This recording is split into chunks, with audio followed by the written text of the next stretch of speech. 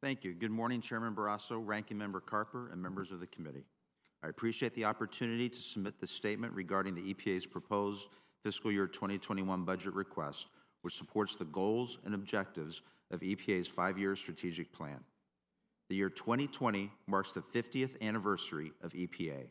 As a country, we have made remarkable strides over that time, ensuring a clean environment for all of our citizens.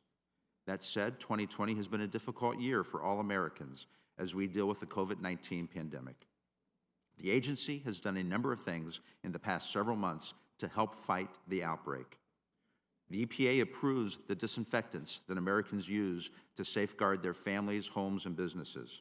The agency started off on March 5th with 60 EPA-approved disinfectants against COVID-19. At this time, we have approved over 400 products due to the hard work of our career scientists. EPA requested that state governors consider all water and wastewater workers as essential workers when enacting restrictions to curb COVID-19. And we have also started a number of research activities related to COVID-19. Through the amazing work of our IT office, we more than doubled our capacity to telework within 1 week by increasing our VPN capacity from 7,500 to 17,500 lines. Our list of accomplishments in the past several months will be considered impressive even under normal circumstances. Since the middle of March, EPA has published its final Safe Vehicles Rule.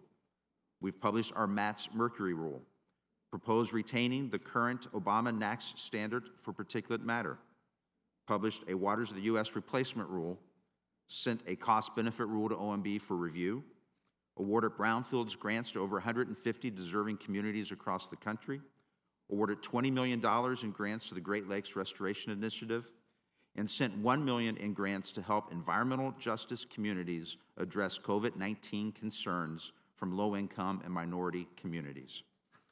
We've also not let this deter our efforts to hire, and we have added 335 new employees during this time, and another 200 will be added by the end of June. Our agency's mission to protect human health and the environment is critical and needs to move forward regardless of the circumstances. EPA employees have risen to the test of carrying out their duties during this challenging time, and I applaud all of them. Our budget request includes over $1 billion for the Superfund account to continue progress to revitalize lands. EPA in the last fiscal year deleted all or part of 27 Superfund sites from the National Priorities List, which is the largest number of deletions in a single year since 2001. Under President Trump, EPA has finalized 60 deregulatory actions, saving Americans nearly $7 billion in regulatory costs. I want to be clear that we are not achieving this at the expense of environmental laws enacted by Congress. In fact, some of this important work is modernizing decades-old regulations and bringing them up to date.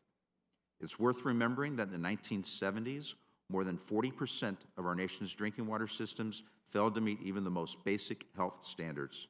Today, over 93% of the community water systems meet all health-based standards all the time. And our air today is over 74% cleaner than it was in 1970, with all 6 criteria air pollutants having decreased during this administration. But there is more to do. Our nation's children are especially vulnerable to the health impacts of unsafe drinking water, especially lead exposure. EPA is coordinating with our federal partners to reduce children's exposure to lead through the new Lead Exposure Reduction Initiative included in this budget request, an additional $45 million to build on current efforts that will help decrease lead exposure on multiple fronts. The budget request also includes new resources for EPA to aggressively implement the PFAS Action Plan, EPA's first multi-program national research and risk communication plan to address an emerging class of chemicals of concern. Never been done in our 50-year history.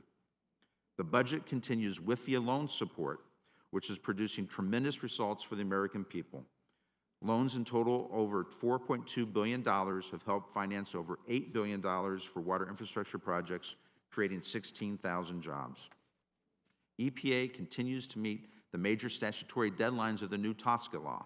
EPA is working its way through the final risk evaluation for the first 10 chemicals, And last December, we identified the next 20 high-priority chemicals. As we approach EPA's 50th anniversary in December, we can proudly say that Americans now have significantly cleaner air, land, and water than in the past. The Trump administration is proving that environmental protection and economic health can go hand in hand.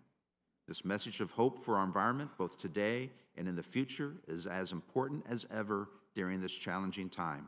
We can be proud of the example EPA career employees and managers have set in the past several months, and be comforted with the fact that great progress in human and environmental health is being shared with all Americans everywhere, regardless of where they live. Thank you.